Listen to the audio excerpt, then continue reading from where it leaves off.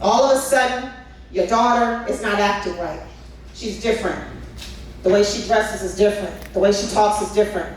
Maybe she doesn't come around as much. She stays cooped up in her room. But you notice that something's not right. Maybe this person is in your youth group or in your classroom, and you notice that something's different, but you don't say anything. Or you attribute it to something else. Oh, you know, Sarah, she's a teenager now. That's how teenagers are. Yeah, they just always on those computers. They stay in their room. You attribute it to what makes you feel good. It makes you sleep at night. To be able to just say, oh, she's just a teenager. Or maybe she's in your classroom, like I said, or your youth group, or maybe she's in your group home and you just don't want to deal with it. So you just think she's bad, she has an attitude.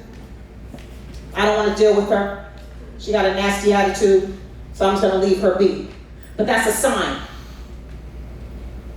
Isolation is also a sign because all of a sudden, your friend doesn't hang around you anymore. She's distant. She used to come around and all of a sudden she doesn't. All of a sudden, this individual would like to play sports. They can pull back from everything. They don't want to play sports anymore. This is the stage that you recognize this person changing. Now the trafficker has to put themselves in the center of your life to create dominance and total dependency. To do so, they distance their victims from anyone who might weaken their influence or contradict the messaging that they're providing. To make it so that you become increasingly reliant on them. Maybe you're driving them to and from work, you're being there to pick you up, they want you to be reliant on them. By isolating their victims, it will make it more difficult for them to reach out to others for help down the line. So now I have to get you away from everything that you know. Everything that's familiar to you, I gotta pull you away from that. Because what I'm trying to do is I'm programming you. Because I eventually need you to do something for me, so I gotta program you. In order to do that, I gotta get you away from anybody that might contradict the messaging that I'm giving you. Anybody that might say, he's a bad person, you shouldn't trust him. What he's telling you is not correct. They don't want anybody to be able to do that. So they're gonna isolate you and take you away from anything that you understand. And then there's exploitation. And this is the most dangerous stage of all. This is the most dangerous. This is why it's so important that we pay attention to those other three stages. Because once a person gets to this stage, they'll never be the same again. Never. Your child will never be the same again. Your student will never be the same again. Your friend will never be the same again. Because this stage is the trauma stage to where there's no going back. You've now crossed over into full exploitation mode. The process of exploitation is not always clear and recognizable. They may start slowly by pushing you to do something that you are uncomfortable with, like asking you to engage in sexual activity with a friend or arranging a date as a way to make some quick money, making you feel like it's no big deal, it's just this one time. Over time, you will be conditioned to believe that what they're asking you to do is normal. You may even feel like you owe it to this person for all that they've done for you. You may begin to believe that this situation is just temporary or your only way out. But individuals become hardened in this stage because now it's about survival. Survival. So this is the stage where I've listened to you, I heard what your needs are, I fulfilled your needs, I met them, you needed a place to stay, I got that. Look, when I met you, you look like a bum. I fixed you up, you got your hair done, nails done, you got makeup on, bought you some clothes, look at you. I did that. You had a drug addiction, alcohol addiction. I made sure I got you drugs and alcohol whenever you wanted it. Now I need you to do something for me.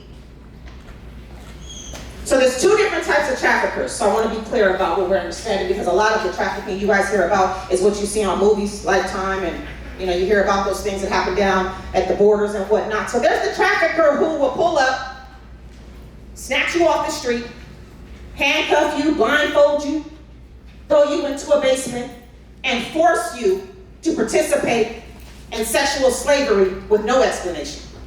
They don't care to groom you. They're not going to explain anything to you. They don't care about getting a bond with you. You're just going to do what I told you to do, and I don't have to explain anything. So there's that sort of trafficking. The most common is this one. where most of the time, no physical force is necessary. They groomed you enough to where now you're going to do what they want you to do for them. And it generally will start off slowly, because they kind of have to convince you into this. You know, it's just this one time. Don't worry, I'll be here with you. I'm your friend, remember? I love you. I got your best interest at heart. It's me and you. You know, you want to keep living this lifestyle, you know, we got to make some money. So then you do it. And once you do it one time, you will do it over and over and over. And you will do it every single day. And now you're caught up. So you'll either know that this is wrong and this is not what you should be doing, and you'll know that this is not something that feels good, but since it's about survival, you know I got to do this just long enough for me to get away from him. In other cases, you'll believe that this is your only way. There is no other options. Where am I going to go? Who am I going to turn to? I burnt all my bridges. Don't hang out with my friends anymore. I left my home. My family's mad at me. My home was abusive. Where am I going to go? So you'll feel like I got to do this. Because you want to keep living that life. And again, it's so psychologically damaging that you'll think this person truly has your best interests at heart. So now you've exploited yourself. So once you're all the way in it and you've already done what this predator wants you to do, now they have to maintain control over you. They got to make sure that you're going to keep doing it. They got to make sure that this is something that you're going to do every single time they ask. The trafficker has now groomed and gained full psychological control over you and their victim and manipulated them into cooperating in their own exploitation. Psychological. They have to carefully plan out strategies to keep you captive. Now this will differ depending on the situations, but in many cases, physical force is not necessary. Remember, it's psychological. So it's what I tell you that you're going to do. They may keep their victim enslaved by continuing to isolate them, threaten them, and their loved ones if they attempt to leave, controlling them through their addiction, and even manipulating their sense of self. You don't even know who you are anymore, because you're who I tell you you are. You don't even know where you're going and what you're doing anymore. Your life is not your own, because it's controlled by him. Sometimes maintaining the illusion of love is enough to keep a person in a trafficking situation. So sometimes you're thinking that this individual I met at the mall or on social media wants to be my boyfriend, wants to be in a relationship with me. That's called Romeo trafficking. So sometimes that's what you think, that this person really loves you, this person cares about you. So sometimes just keeping that illusion up is enough to keep you. That's all you need.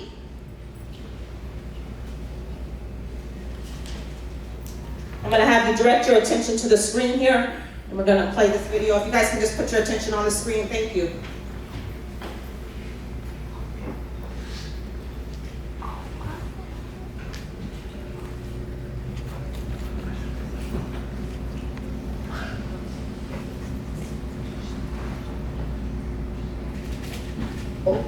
Brave, blunt, willing to fight, and that comes from a lot of the things that I've been through in my life. I was born in Chowchilla State Prison. My mother was fighting murder at the time when she had me. At 2 days, I was adopted by a single mother who worked 3 jobs in order to provide for me. I had a very normal childhood in the very beginning up until the age of 8, when I was molested by a family friend. By the time when I was about 9.5, 10 years old, I experienced a rape, and there was no justice that was ever served. I didn't receive any counseling. My mother never had a conversation with me about it. I think it was very hard for her. So it was all these feelings of like insecurity and feeling like I don't belong, guilt and shame and dirtiness was bottling up inside. I ended up running away and met a friend. We went to this house, which was like a drug house. She left me and said, I'll be right back. In that house was a male sitting on the couch right next to me. For the first time in my life, somebody asked me, was I okay? After the rapes, after the molestation, after all the bullying, somebody finally asked me, was I okay? I told that man my life story in 30 seconds. And he didn't have to come and look for me. Like, he didn't have to come hunt like how normal traffickers do. I fell right on his doorstep. I was a kid in need. I needed shelter. I needed clothes. I needed food. And I was going to need someone to take care of me because I was only 11 years old. And I just remember this look in his eye was just like this. I got her. He started to groom me, and then that grooming process is he was preparing me to be trafficked. And I remember just freaking out in the back seat, like scared. He got out, was yelling, "Why are you crying?" And he hit me. I want to just go home. I want to go home. And he was just like, "Where are you gonna go? Nobody wants you." And I believed those lies. And he grabbed me by my hair and drugged me down the street. My knees were scraping the floor. There was other women out there. Nobody did anything. When you have been forced to sleep with 7 to 15 men and be raped and be 11 years old, I was like slowly dying. And after the first night, you suppress those feelings, because any inch of hope that you have, any sense of I can get out, any feeling of there's a God, any feeling of I don't deserve this, you get beat. You ain't gonna survive out there. By the time I was 12 years old, within a year, I was already raped over 4,000 times. It took me to be 4.5 years in the life until I was 15 years old for someone to finally step up and do something. And that was a man, his name was Jim Carson. And he was the first person in my life to tell me that I was a victim. It was never a choice. It's not a choice for these kids. Whether it was an influence, someone influenced them, whether it was somebody physically forced them into it. They're children whose dreams and innocence was stolen and snatched from them. Children who need someone to fight for them because they can't fight for themselves. Showing up when they don't expect you to. And saying, "I care about you, I'm here for you, and I'm not giving up on you." I was starting to see what hope looked like. Okay, so that obviously her name is not Ori, but for the purposes of this, Ori. A couple years ago, I went down to Texas and to be trained and certified in human trafficking, and I had the opportunity to meet Ori, and I also had the opportunity to see that sort of trafficking, that border trafficking, the underground stuff, literally underground stuff. And so her story is remarkable. I mean, that's 3 minutes of it, but she has an incredible story to tell. But when you listen to Ori speak, all those 5 red flag signs we just talked about, she touched on all of them, every single one. And something she said that was so powerful that I really need everybody to understand is that this is not a choice. It's never a choice. No child chooses to be forced into sex slavery. No child. It's not a choice. And this is someone that was born in prison, y'all. She never had a chance. She was born in prison and given to a stranger. And she lived with strangers her whole childhood. So she had a need. She had a lot of needs. This person met those needs. Next thing you know, she's being trafficked at 11 years old. So people ask me all the time, how old are these kids? I've seen them at 11 out here on Sacramento streets, 11. That's how young I've seen them. So she talks about what her needs are. This is real time. So you say, how does this start, right? Where does this come from, you ask? How do these things take place? How does anyone get caught up in this? And the answer is, it starts in the home. So many people hear that. Every time I do this training, I see the defenses go up. And it happened in my house. She didn't learn that from me. It ain't got nothing to do with me. But it does. It does. And it's not to say that it's your fault. So let's get out of that headspace. But let's break down exactly what that means when we say it starts in the home. The home is where you're supposed to be nurtured. The home is where you're supposed to get guidance. The home is where you're supposed to be taught and raised and protected. And in many cases, that doesn't happen. So how does it start in the home? Some folks are running away from a home where they don't feel valued. Some children, youth, teens, they don't feel valued in their home. Value means you have purpose. So many individuals don't feel like they have a purpose. They don't have any value. They're not a part of the family structure. They don't have this. Now you could say, oh, I value my child. I value my student.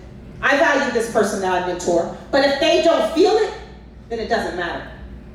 because they don't feel it. Sometimes there's troubled homes where they feel ignored. The house is chaotic. It's unstable. It's stressful. They feel ignored in the grand scheme of everything that's taking place in the home. Many times you're a single parent. You work, maybe 2, 3 jobs. You come home, you're cooking, laundry, you got other kids, dogs running around the house, phones ringing. You're just being a parent, but your child feels ignored in that scenario.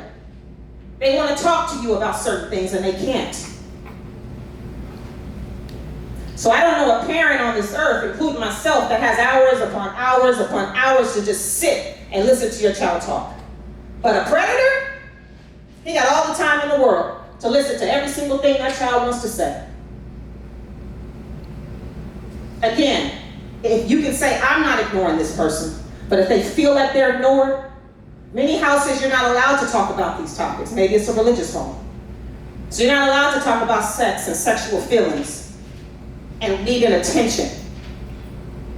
It's something that's unspoken in the house. So you're going to turn to someone that will talk about it. Sometimes they just want to escape. They want to get out the home. They need to escape whatever's happening in that home. Maybe there's a lack of food, there's a poverty situation. The lights are off. We're struggling. I want to escape this. Maybe there's some abuse taking place in that home. And you move somebody in. A lot of times it's a boyfriend. You moved him in, but he's physically abusing you. And your children see that. They want to escape that. It's wanting to get out of the stress, out of the chaos. It's wanting to escape all those demons that are taking place in the home. Sometimes they've experienced some sort of trauma. So in some cases, there's abuse already taking place in the home. They want to escape. They're being sexually assaulted. Again, family members, friends. You know this person's no good. You know this person touches on kids. But you still bring him around because it's Uncle Johnny, after all, he's family. So he still comes to the barbecues. He still comes to the family reunions. But he's a predator. So they want to escape. Children want to get away from that. No one likes being abused. So they're looking to somewhere and someone that will take them away from all of this. And in many cases, attention, friendship, love, and a seemingly safe place to sleep is just all it is. So understanding that it happens in the home is also to understand that in many cases it has nothing to do with you. Nothing to do with you. Sometimes it's within them. It's something they need that you can't fulfill for them. They want to be loved. Not the way mom and dad love me. Not the way my siblings love me. But I want to be loved in another way. So they go seek it. I want friendship. I need a safe place to sleep. I just want attention. These are all classifying factors that trigger trafficking to take place because they're running away from something. In Ori's case, she never had a home. And when she was put in foster care, look what happened to her. She was raped at age 6. She said my mom never talked to me about it. She said it was hard for her. She said she never got therapy for that. So you mean to tell me a 6-year-old child was raped and you just went on with life?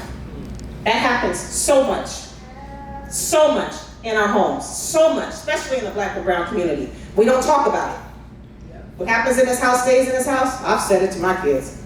We've said it. We use that analogy all the time. But that's toxic because there's secrets that are happening within the home that are causing your child to be affected for a lifetime. They have to have a safe place to be. They have to have a safe place to go. So it starts here.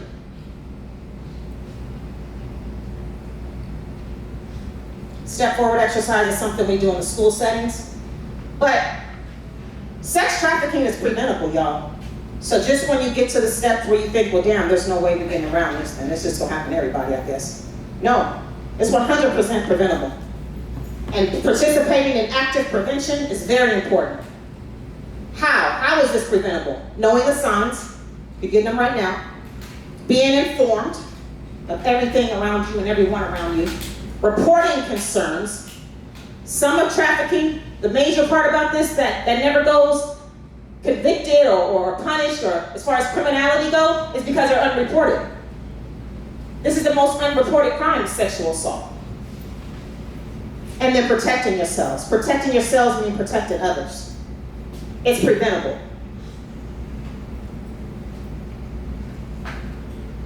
So then there's this part where things are happening around you and we go on with life. We see things that just don't seem right. We see things, hear things that we know are wrong, and we don't say anything. We don't do anything about it. See something, say something is super, super important because the signs are all around you all the time. And you don't say anything. See something, say something is the difference to life and death for some folks. This is when you pay attention to what seems wrong, you pay attention to what seems off, even if that means you have to have an uncomfortable conversation, you have it anyway. Even if that means this person might be mad at me if I bring these things up, but you're gonna do it anyway, because it's about life and death. So what are some of those signs? Sexualized behavior or dress. This is huge. All of a sudden this girl, this person, they're dressing different now. They didn't used to dress like this, used to be a tomboy. Now they're dressing a little more sexy, they want to be seen. They're feeling themselves a little differently. They're dressing differently. Or maybe in some cases dressing inappropriately. But you see this, there's a change. Oftentimes this is seen on social media. Your child has social media, all of a sudden the way they're taking their pictures is sexually explicit. The way they're posing. Certain parts of their body that they want people to see. It's sexual in nature. That's for a reason. So you have to pay attention to those sort of behavior because that's a sign that something might be off. Or maybe they've been introduced to something that is making them want to look and feel and be seen that way. That new significant other who doesn't want to meet their friends, that's strange. All of a sudden your friend is dating someone but never brings them around, that's not normal. Your daughter's dating someone, but she doesn't bring them home to meet you. That's strange. Usually the boyfriend wants to meet the family and wants to win you over. They want you to like them. They want you to approve of the relationship, but she's not bringing them around. That's a red flag sign. She talks about this person all the time. She's gone all the time, but we haven't seen this person. She's keeping them away for a reason. Demeanor, exhibiting fear, anxiety, depression, nervousness, withdrawn. The person's there, but they're not there. Again, that's your child that is always in the room. You say they're always on the computer. They used to eat dinner with the family, now they're not. Those are signs of depression. They're withdrawn. That's the student that's in your classroom. All of a sudden, they seem anxious, they jumpy, they seem fearful. That's a sign that something's going on. This is classic. Classic. They're nervous because they're being threatened by someone. And they never know when that person's gonna pop up or what's gonna happen next. The dream date or older person who showers her with inappropriate gifts or just seems to be a little bit too invested. Now this is something I shouldn't have to say, but if your child's 14, 15, 16, 17 years old, they shouldn't be with a 25, 35-year-old man. It should never be okay. It should never be okay when your teenage child is hanging around a grown man. It should never be okay when this child, or this grown man, is hanging around a school. Why are you 25, 30, 40 years old and you're hanging around a school? That's a sign that something is off. They're a little too invested. I had a mom tell me, well, my daughter's advanced, she's mature, and we like him. So we never thought anything of it. It's inappropriate. And you are participating in your child's exploitation. just because you want to be their friend and you want to be liked. This is heavy, and it's very common. New tattoos, names, symbols of money, barcodes, branding. Barcodes and branding are becoming more and more common. It's literally a barcode, just like you see at the store when you buy something. And there is an app that they can scan it off of your body, and it attaches you to who your trafficker is. Remember, that's branding. Remember, this is slavery. I own you. You're my property. You belong to me. They brand you. Very, very common. Names are very common. Your child gets these tattoos and you don't ask questions. Students are in your classroom, they have a name tattooed on them. That's a red flag sign. You're a teenager. That's a sign. We looked for a girl last year and she had the trafficker's name tattooed right across her chest. It wasn't hidden. When we finally found out the trafficker's name, that was his name. So I asked the mom, how do you not know his name? It's right there on your daughter's chest. That's his name. Why are we not paying attention to that? It's right there. Again, the signs are all around you, but we ignore them for various reasons. We ignore them. But that's a sign. Unexplained access to money. You know your child doesn't have money. You know they don't have a job. You know the student doesn't come from money. How did they get $200 pair of shoes on? How do they have a $300-400 hairdo? Where's the money coming from? Unexplained access to money is a sign. Where's the money coming from? It's coming from my friend. I want to meet this friend. Who is the friend? Ask questions and get into this person's business. Find out. Do some more digging. Slow down from your everyday life and ask the questions. Hotel key cards, false IDs, prepaid cell phones. Prepaid cell phones are common. They're track phones. They can't be traced. They're easy. $50, you get it from Walmart, CVS. It's easy. Throw them away and get another one. You see your child or you see this youth that you know very often and they have a phone, but you know that they didn't have a phone before. Something that you may want to pay attention to. Where did it come from? False IDs, common. Most of the time when a child is missing, there's an NPR done, missing persons report. So if you're ever accosted by the police and they put your name in the system, they will see that you're missing. They don't want that to happen. So they'll give you an ID of somebody else that's an adult.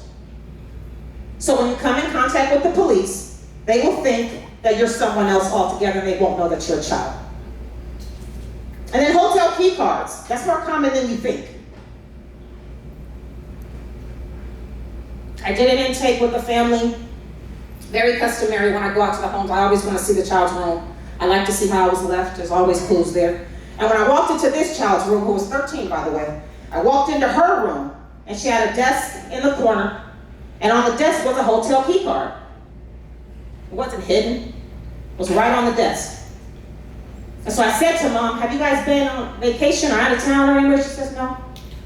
I said, have you guys stayed in a hotel recently? No. Then why does your daughter have a hotel key card on her desk? She says, I don't know. I didn't know that was there. But this is your house. This is a bedroom in your house. And it's the first thing I noticed. See something, say something. Pay attention. Because obviously your child was at that hotel. She might still be there. Why would a 13-year-old have a hotel key card? The signs are there, and they're always there. You have to pay attention to what those are. Maybe she left that there because she needed to give you a clue so that you would save her. Maybe. And then there's the obvious signs. Physical abuse, bruises, burns, cuts, black eyes. Those unexplained marks that are on a person, and when you ask them where it came from, and they don't really give you a good explanation. Oh, I fell, got in a fight at school, fell down the stairs, bumped into a wall. And you believe it, and you keep on going on with life. But when there's physical abuse, there's going to be regular signs of physical abuse. I supported a family who her daughter was murdered. And she was murdered in the month of July. And her mom invited her over a week before she was murdered to swim at the family home. Her daughter came, she had a long sleeve shirt on. Her mom said, take that shirt off, it's hot. You know, July in Sacramento, we all know it's hot. She said, take your shirt off, go get your bathing suit on so you can swim. She said, oh no, Mom, I don't want to swim, I'm okay, I don't feel like it. She said, oh no, go swim. No, I don't feel like it, Mom. That was that. The next weekend, she was beaten, raped, and she was hung by her roommate. And when I went with this mom to the coroner, she had bruises, cuts, and scrapes all over her arms. And that's what she was hiding. And Mom will tell you to this day, if I just would have asked more questions, could I have saved my child's life? We don't know. And that's a hell of a thing to have to feel for the rest of your life. That if I only would have pushed a little more, if I only would have asked a little more questions, would my daughter still be here? She says, had I known, I would have never sent her back to that house. She didn't know, but she saw something that didn't feel right. She saw something that she knew was off, and she just didn't push. Some of that for us is human nature. We don't want the confrontation. But we have to push. We have to ask questions because, again, it's all about that feeling you get in your gut where something just tells you something is just off. That's your see something, say something moment.